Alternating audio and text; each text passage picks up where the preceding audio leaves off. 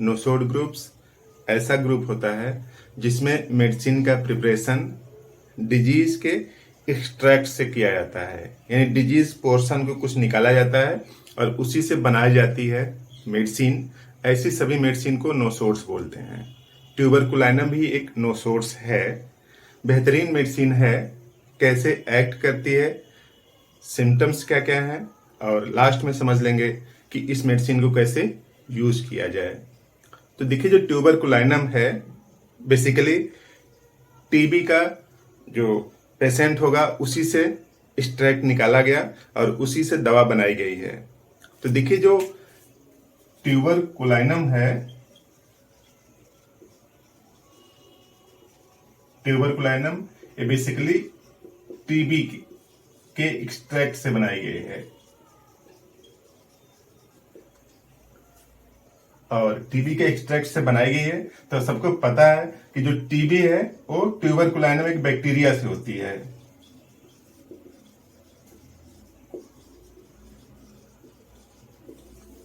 TB एक bacterial disease है। अब बैक्टीरियल डिजीज है तो सिम्टम्स अगर समझना है तो इस बैक्टीरिया को समझ लीजिए, थोड़ी सी 2-4 लाइन। तो देखिए, ये जो बैक्टीरिया होती है इसमें फास्ट सेल डिवीजन होता है। सेल डिवीजन फास्ट होगा ना। अगर सेल डिवीजन फास्ट होगा तो सीधी सी बात है कि न्यूट्रिएंट भी ज्यादा चाहिए, यानी न्यूट्रिएंट खत्म हो जाते होंगे जल्दी से। बैक्टीरिया डिस्ट्रॉय कर देता होगा, डिग्रेड करते होगा। तो बॉडी के अंदर भी इसी टाइप के कुछ सिम्टम्स हैं कि रैपिड इमेसिएशन हो रहा है, यानी बॉडी के जो न्यूट्रिएंट हैं, जो बॉडी स्ट्रक्चर है या बॉडी के जो कंपोनेंट हैं वो जल्दी से खत्म हो रहे हैं। इवन पेशेंट अच्छा खा रहा है, बेहतर फूड सप्लीमेंट है, उसके बैलेंस डाइट है, लेकिन फिर भी उसकी बॉडी नहीं बन पा रही है। तो इमेसिएशन है, यानी न्यूट्रिएंट कम हो जा रहे हैं। न्यूट्रिएंट कम हो जा रहे हैं अच्छा खाने के बावजूद। पहला सिम्टम सही है, देखिए, इमेसिएशन रैपिड एंड प्रोनाउंस्ड, तेजी से हो रहा है। और इवन ईटिंग वेल, बहुत अच्छा से खाने के बावजूद भी, यानी कोई छोटा बच्चा हो चाहे बड़ा आदमी हो, शरीर उसकी बनी नहीं रही है, दुबली पतली शरीर है, अच्छा खाने के बावजूद सब कुछ ठीक ठाक खा रहा है, तो पहला इंडिकेशन है। और दूसरा इंडिकेशन है active mentally and weak physically. Mind उसका तो सेटअप तो स्ट्रांग है, मेंटली एक्टिव है, लेकिन शरीर उसको सपोर्ट नहीं कर पा रही है, क्योंकि देखिए यहाँ पे मेटाबॉलिज्म फास्ट है उसकी, न्यूट्रिएंट नहीं है तो वर्क नहीं कर पाएगा, लेकिन दिमाग सोचता ज्यादा है। एक्टिव है बस मेंटली, फिजिकली टायर्ड है, थोड़ा सा ही कुछ काम करना पड़ता है, थक जाता है। ऑलवेज टायर्ड, मोशन काज फटीक, हमेशा थकान सी लगी रहती है।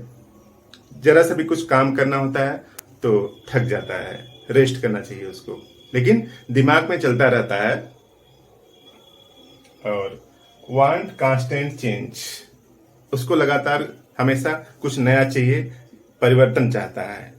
तो जैसे उसके माइंडसेट में परिवर्तन चाहता है, जैसे ये है ना, टीबी वाला बैक्टीरिया आसानी से प्रोपेगेट करके दूसरे पेशेंट को, फिर तीसरे पेशेंट को कम्युनिकेट कर जाता है। तो दरअसल बैक्टीरिया भी क्या चाहता है, न्यू, सब कुछ नया चाहता है, एवरी टाइम नया चाहता है। तो उसी तरीके से बॉडी में सिम्टम्स इस तरह से हैं कि सिम्टम्स भी चेंज होते रहते हैं, यानी कभी हेड के सिम्टम्स आ रहे हैं तो कभी लीवर के आ रहे हैं, कभी इंटेस्टाइन के आ रहे हैं। तो इस तरह से सिम्टम्स लगातार चेंज होते रहते हैं, लोकेलिटी भी और अपने इंडिकेशन भी। सबसे क्लियर कैरेक्टरिस्टिक्स है, देखिए, want constant change, symptoms also change constantly changing and well selected remedies fail to improve. जब हमेशा चेंज हो रहा है तो मान लीजिए सर दर्द कर रहा है तो सर दर्द के लिए आपने मेडिसिन उग गया, अब ये सर दर्द खत्म हो गया, अब पता चला कि डायरिया होने लगी, अब डायरिया के लिए देते हैं, फिर कुछ और होने लगा, पेशाब में जलन होने लगी। तो इस तरह से कई सिम्टम्स आपस में चेंज करते रहते हैं। जैसे पेशेंट का माइंडसेट है उसी तरीके से सिम्टम्स भी हैं। और patient take cold from slight exposures, जल्दी से उसको ठंड लग जाती है। ठंड इसी लग जाती है कि उसकी बॉडी में इमेसिएशन फास्ट हो रहा है और बॉडी लीन थीन हो गई है, फिजिकली कमजोर है, कहीं से भी थोड़ा सा भी ठंडी, एक हवा का झोंका आता है और उसको ठंडी लग जाती है। तो जिनको जल्दी से ठंडी लग जाती हो, जल्दी से थक जाते हो, शारीरिक रूप से मानसिक रूप से एक्टिव होते हो, और रीनल अफेक्शन, सबसे काम की बात क्या है कि रीनल अफेक्शन यानी किडनी का कोई बीमारी हो, चाहे स्टोन हो, चाहे क्रिएटिनिन यूरिया बढ़ा हो, कुछ भी हो, लेकिन उसके साथ साथ जुड़े हो स्किन और इंटेस्टाइन के सिम्टम्स, यानी स्किन में भी कुछ मैनिफेस्टेशन आ रहे हो और पेट से रिलेटेड, डाइजेशन से रिलेटेड भी कुछ डिसऑर्डर हो। तो अगर ये तीनों एक साथ मिल जा रहे हैं, यानी रीनल, किडनी का, renal plus skin plus intestine, अगर तीनों में कुछ न कुछ दिक्कतें आ रही हैं, तब ट्यूबरकुलाइनम को आप सोच सकते हैं। तो समराइजेशन इस तरह से कि ट्यूबरकुलाइनम वीक पेशेंट है, नैरो चेस्टेड, यानी उसकी जो छाती है वो पतली है, चाहे बच्चा हो, चाहे बूढ़ा हो, चाहे जवान हो, और जल्दी से थक जाता है, दिमाग उसका एक्टिव है, काम करता रहता है, और किसी भी तरीके से एक झोंका आता है ठंडी हवा का और उसको बीमार कर जाती है। तो जरा सा भी ठंडी से ठंडी लग जाती है, चाहे थोड़ी देर एसी में बैठ लिया या फिर इवन खिड़की थोड़ी देर के लिए खुली हुई तो भी ठंडी लग जाती हो, अगर ऐसी सिचुएशन है तो वो सब स्फेयर है ट्यूबरकुलाइनम का।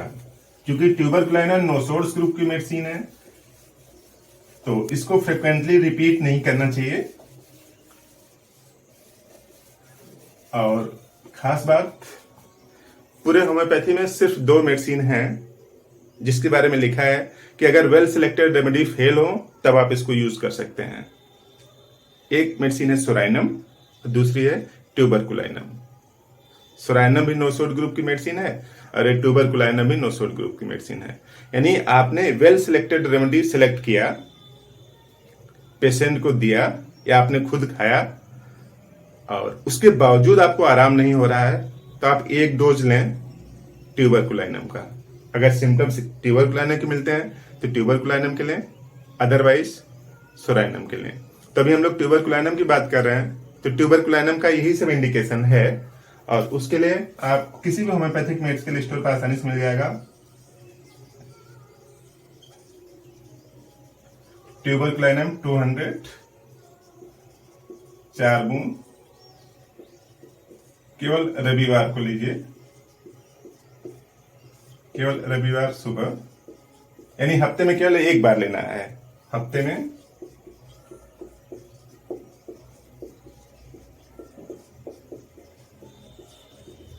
केवल एक बार। देखिए, अगर इंडिकेशन प्रॉपर मिल रहे हैं तो एक डोज ही काफी है, ढेर सारी मेडिसिन खाने की जरूरत नहीं होती है। तो अगर आपको ये सब इंडिकेशन है ट्यूबरकुलाइनम के, तब आप सिर्फ एक डोज हफ्ते में सिर्फ एक बार लीजिए। देखिए किस तरह से जादू जैसा होम्योपैथी काम करती है। तो बेहतरीन रिजल्ट आ सकते हैं, बस उसमें ध्यान नहीं रखना है कि सिम्टम्स आपसे मैच करने चाहिए।